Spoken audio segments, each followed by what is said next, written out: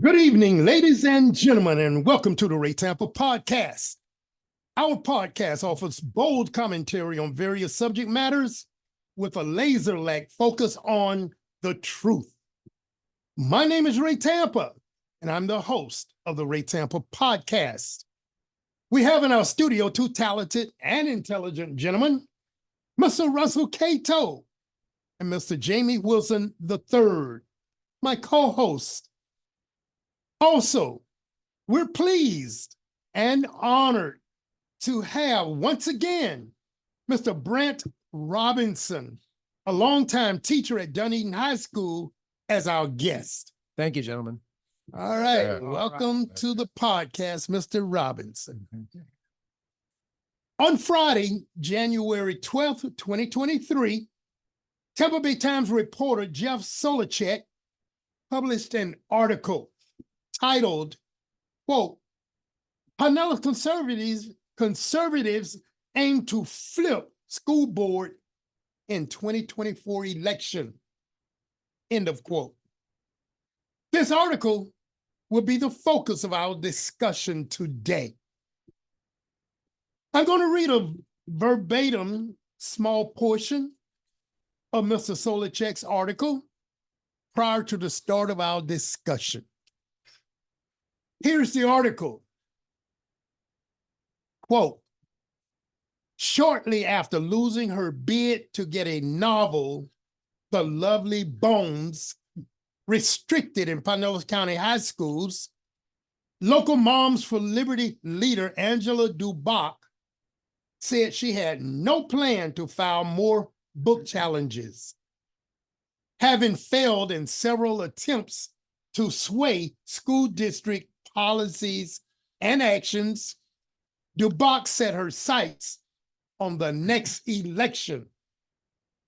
Quote, I will not be challenging any more books because I will be busy preparing to flip the school board next year, end of quote. She wrote in late December on Facebook. She is not alone in that effort. If they can get candidates they support into 2 of the 3 open slots, they would shift the board majority to back their agenda. End of quote. Back their agenda. That's the problem. Their agenda seems to be politically based instead of educationally based. Too many of these Moms for Liberty followers holler, quote, woke this and woke that, without knowing what woke means. They have maintained an obsession about banning books without even reading the books. They might take a sentence or phrase from a book that they find offensive and suggest throwing the whole book away. They should allow the teachers to discuss those statements in the context of the whole book. They want to have spies look in on teachers to, quote, catch them saying something they consider woke, and then disrupt an otherwise stellar career as an educator. They want to indoctrinate students from kindergarten to postgraduate levels with conservative ideology. They want to instill fear throughout the education systems in Pinellas County, Florida, and the nation. The job of teaching was never meant to be based on fear factors. They want to completely obliterate the concepts of free expressions in education and true educational integrity. They master the art of disinformation and outright lying. Reportedly, the Moms for Liberty group endorsed and otherwise supported more than 270 candidates for school board elections across the country in 2022. More notably, in Florida, according to writer Martha McHardy, in an article published in The Independent on Friday, January 12, 2023. Ms. McHardy further stated their efforts were to overhaul education infrastructure, restrict access to books, classroom materials, and honest discussions of race, racism, LGBT people, and gender and sexuality in the classroom. The Moms for Liberty saw their influence dwindle in 2023, when the majority of the more than 130 candidates they backed lost their races. Mr. Robinson, please, if you don't mind, give us your take, your perspective on the state of affairs as they relate to educational concerns here in Pinellas County. Thank you so much, Ray. And gentlemen, thank you so much. It's an honor and it's a pleasure to be here with you and your viewers, your listeners. Thank you all so much out there for everything you're doing to defend our democracy. It's my pleasure to be here. You know, I would just reiterate, first of all, what you said, Ray. You know, Moms for Liberty was born here in Florida in 2021. And of course, now it's a nationwide organization. But something significant has happened over the last year and a half, not just here in Florida, but across our country. More of our fellow citizens understand who Moms for Liberty is and who the power structure is that has supported groups like that. Remember, Moms for Liberty is basically built on two foundational lies. And I don't throw the word lying around casually. They're blatant lies. First, that teachers like me are trying to indoctrinate or sexualize or groom our students. And of course, our governor has been the leader here in the state making those accusations. And that indoctrination, grooming, and sexualizing is also weaponizing things like wokeness and critical race theory and diversity and equity and inclusion, all things we know are fundamental to creating a learning environment where all students feel valued and safe. But none of those things are happening. None of those things have ever happened. No teacher that I've ever known in my 27 years of teaching has ever tried to tell a student what to think. That runs counter to everything about public education. So that's the first principle or foundational lie that Moms for Liberty was built on. The second is a mantra called parental rights. And I'm sure, and I say this with tremendous respect to my fellow citizens, but I'm sure if you're a hardworking citizen out there, maybe a single parent, maybe you're having trouble affording housing here in Florida or property insurance. You know, if you don't know exactly what's going on out there, I'm sure the phrase parental rights probably sounded pretty logical and straightforward, nothing controversial about it. But what's happened is in the last year and a half or two, millions of our fellow citizens have seen the images of school board races where angry Moms for Liberty members have been the most angry, the most vile, the most, in some cases, disgusting in the room. But the other thing that citizens have heard is when they hear the Moms for Liberty members accusing teachers of indoctrination, grooming, and sexualizing students, that just doesn't jive with what their children are telling them when they come from their public schools. Their children appreciate their teachers. Their children know their teachers are working hard. And so what you just mentioned, Ray, is that in November, even though these were not nationwide elections, the elections that took place in November of 2023 in states like Pennsylvania and Virginia and Iowa and Colorado, as you said, Moms for Liberty candidates lost in over 70% of the races they ran in. And that's because across the country, citizens like us are using strategies that are working. Even here in Florida, where there's 400,000 more registered Republicans, we go religiously to every single school board meeting, and we have been for the last 2 years.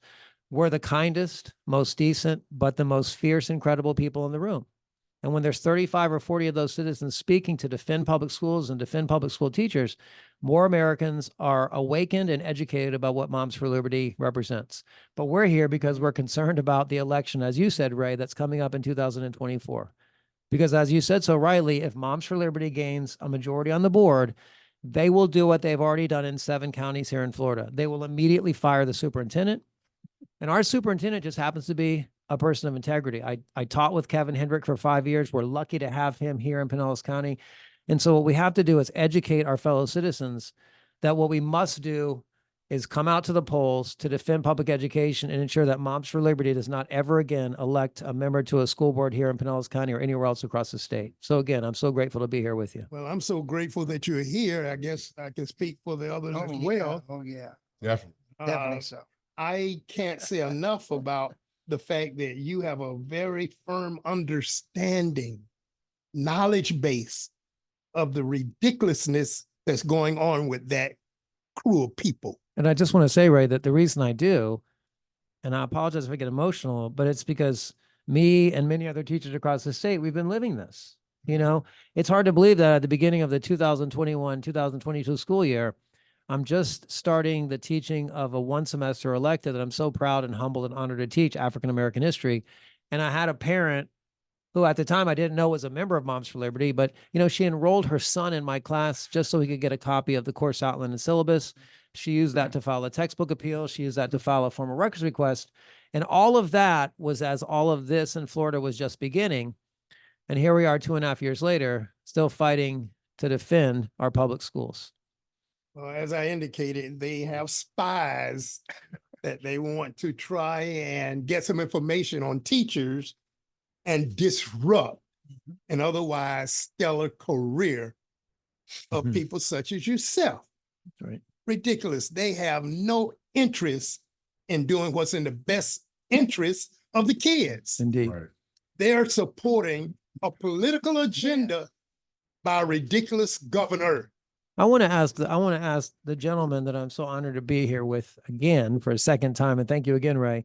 I want to ask you guys, I mean, wouldn't you have thought that if you're one of the 3 candidates who are either in Moms for Liberty or back my Moms for Liberty that are running for the elections in November 2024, wouldn't you have thought that those candidates, guys, would have maybe moderated their extremism? Mhm. They haven't. What do you guys Yeah. think about that? Haven't. I first look at it as another fraction of this Christian. We talked about it with the Christian nationalist stuff. Yes. I think it's just another faction of it, first of all. And they will come forward if the Moms for Liberty had more power, more upfront, more successful. They're just waiting. They're just waiting. But yeah, if they were all in it wholeheartedly, yeah, they would be more boisterous, more out front. But I think this is all about diminishing the school board, the whole teachers union. Once they get that diminished right out the way, then they can go full throttle. I think that's what they're working on, chipping that away. Yeah. Well, I believe that the whole idea is to destroy public school systems. I really believe that.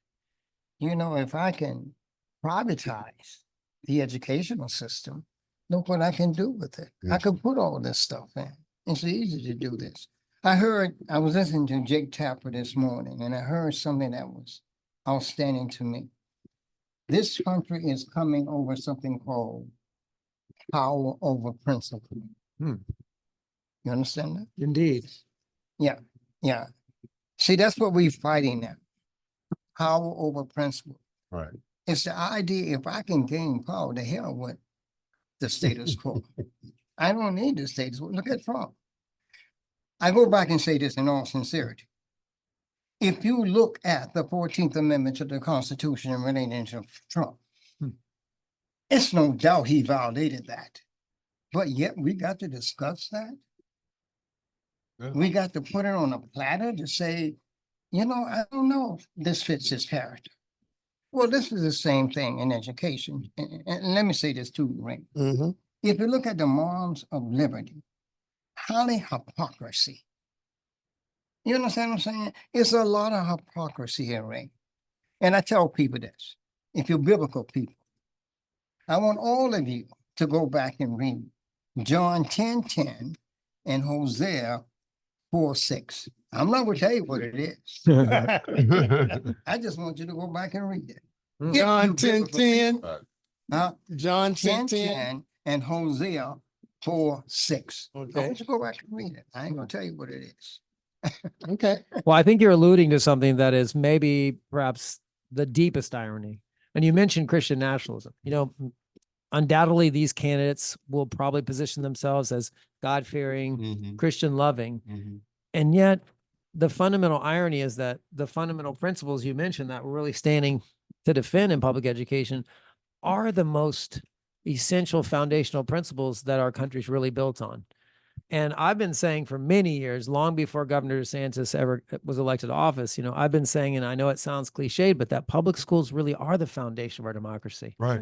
Right. Maybe what Our maybe future. maybe what we're experiencing is not just a well-orchestrated, well-coordinated attack on public schools, but we maybe have to also recognize that what we're also seeing is that there are millions of our fellow citizens, and I say this with tremendous respect for all of those fellow citizens, but maybe what we're also seeing is that millions of our fellow citizens are just grossly undereducated. And maybe we also need to be having a national discussion about what our public schools really mean. What do we want our public schools to do?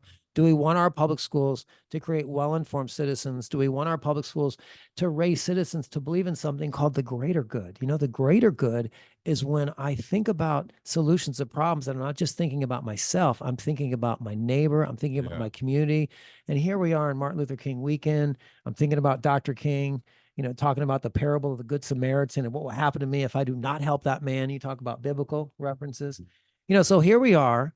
I'm so honored to be here because this particular fight is about a much deeper fight, about Right. what public education really, really means to us. And that's Right. why it's critical that all of our listeners out there understand that whatever means, whether it be conversations with friends and family or community forums between now and November, I mean, it's been said many times before, but this election is probably the most critical that we've had in 150 years. And we tend to say that just about every election cycle. This is the most critical. This is the most critical.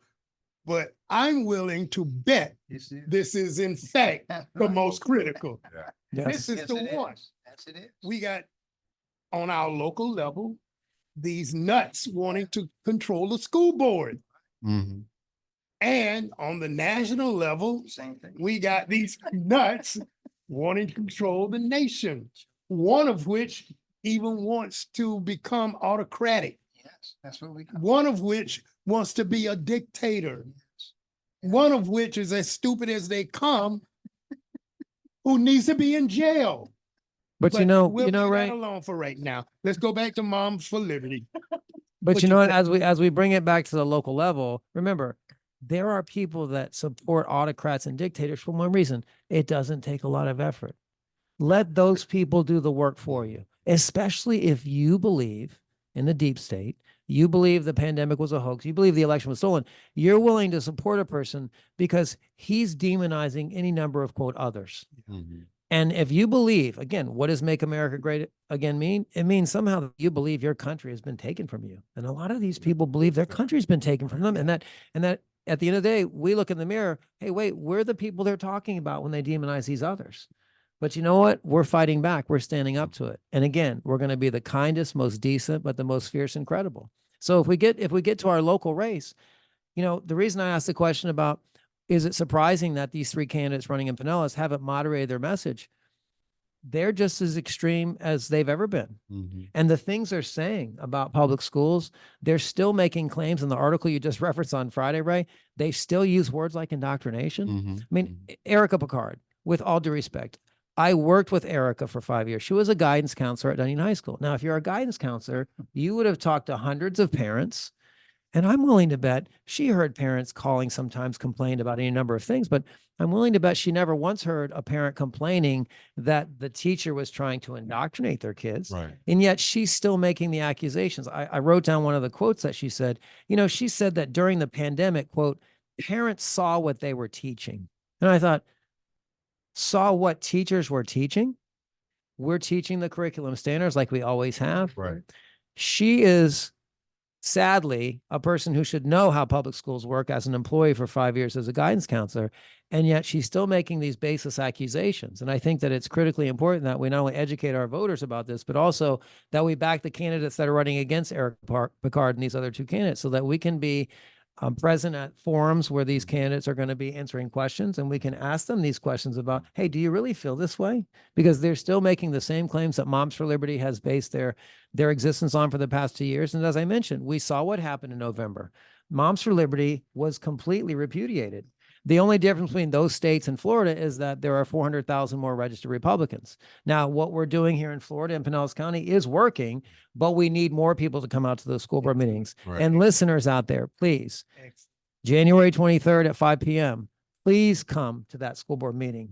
Sign up to speak. Make it clear you support our public schools. Make it clear you support our public school teachers, and make it clear you support what they're teaching. But you know what? January 23rd, send me a text. Absolutely. It's a Tuesday. Yep. Reminder. Very good.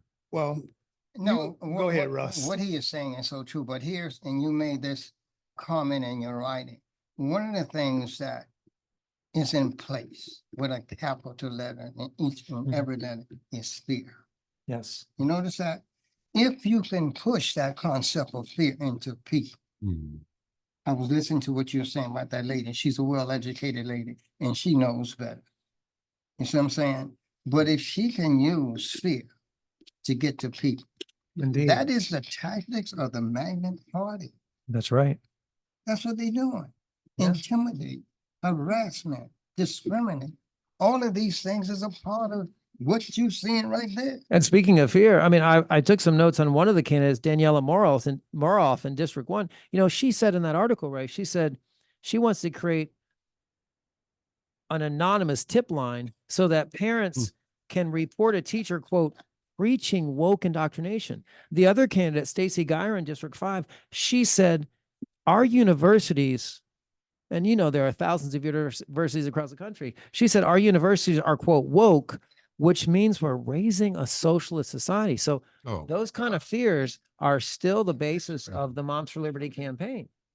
And It's- our voters are reassured by public school teachers because we're steady, we're reliable, we're dependable, and most importantly, we're caring for their children. But the thing about it is the Moms for Liberty organization, they have a guideline for the people that support their principles, and they have to follow the guidelines.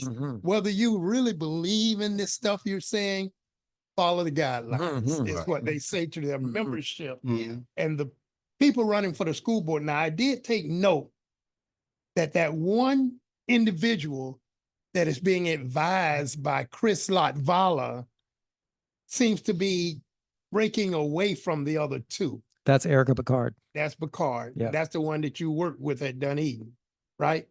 Yeah, but Picard. you know, she also made reference, and this is maybe going to disturb your listeners. They probably haven't heard these tropes. You know, these extreme comments and allegations go so far, even to accuse that in public schools, children are being allowed to behave like cats, and that they're actually being encouraged. I can hardly convey that because it seems so ridiculous. But even if Erica Picard is trying to moderate, she just said in that article on Friday that she mentioned that that's happening in schools where their kids are being told that they can behave like cats and there's cat litter. So, I mean, these are the kind of ridiculous statements that are still being perpetuated. But let's take a look at Moms for Liberty as an organization and some of their membership and the fact that they're saying one thing and behaving differently in private, such as the one in Sarasota, Bridget school Ziegler. board member, Bridget Ziegler. so anti-LGBTQ, but then behind closed doors,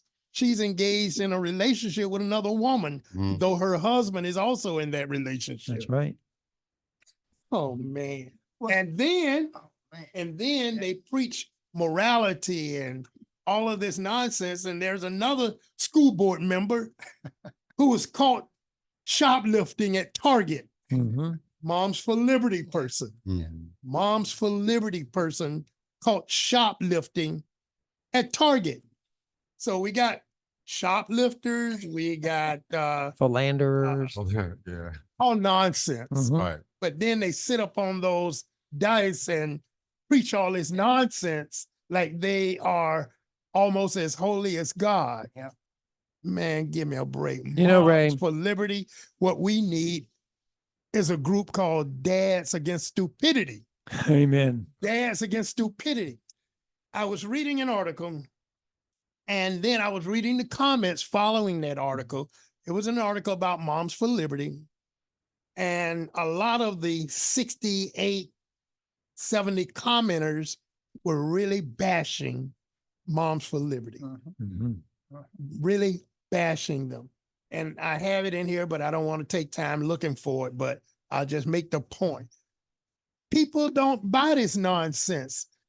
As we Right. stated earlier, most of the people running under the Moms for Liberty label lost their races. That's right. Lost their races. I want to remind our listeners that a year and a half ago, National Public Radio, obviously a very well-respected journalistic outfit, they did a nationwide survey of parents and guardians, and they asked them 3 simple questions. Do you support your children's public schools? Do you support your children's public school teachers? And do you support what your children are being taught?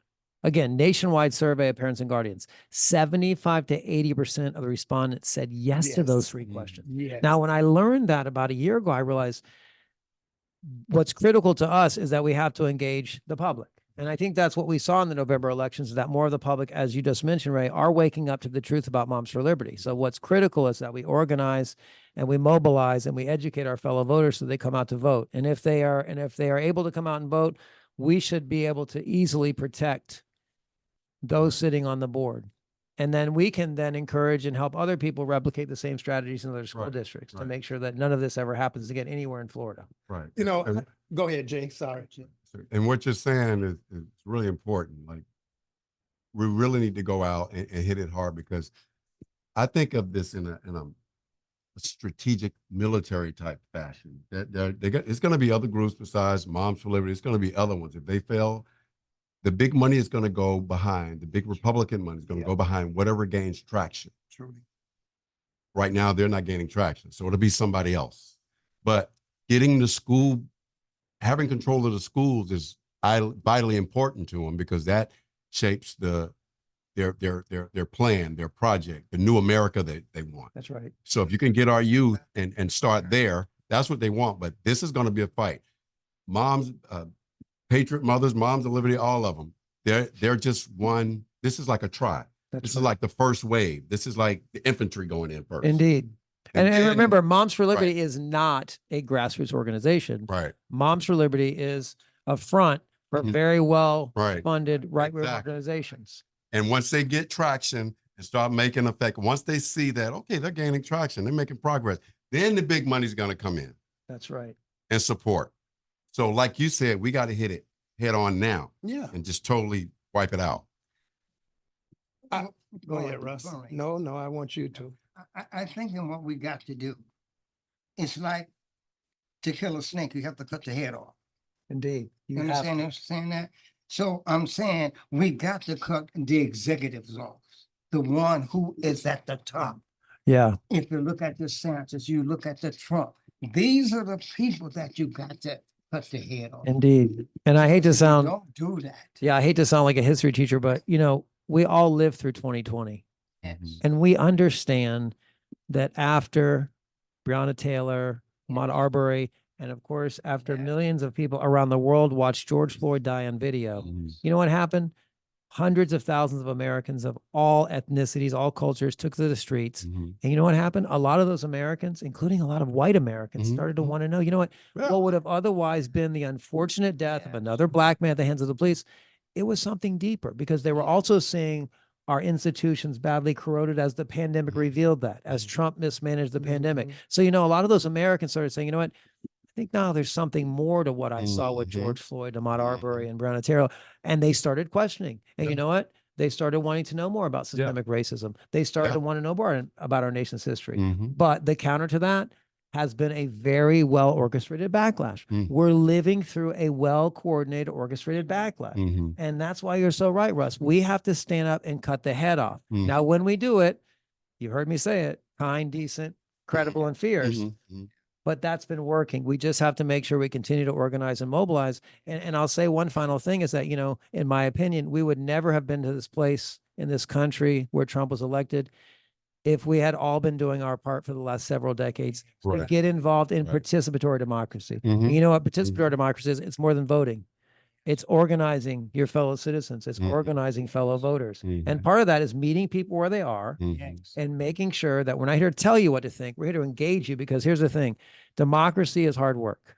Right. And I heard someone say once that democracy is the worst form of government except for all the others Mhm. because Right. it's hard work, Right. and here we Right. are. Well said. And the head of the snake that they want to cut off is wokeness. Yeah. That's our head of the snake they want That's to cut us, off. yeah. Is wokeness. Well, fellas, I tell you what, we're at the end, and these 30-minute programs go so fast when we're talking about a subject that we all I'm glad. have so much respect for. Yes. Having said that, I want to thank Brent for being here again, and we Thank want you. you to come back again and again. We I'm would always love here. you to I'm always here come to as a help. guest. Yep. I want to thank my two co-hosts for a job well done as always. Thank you, I want guys. to thank the Appreciate you. listening audience for tuning in to the Ray Tampa podcast, and ask that you do so each and every Tuesday, 5:30 p.m., 99.1 FM, The Bird. And I also want to say sponsorships are welcome. And with all of that being said, good evening.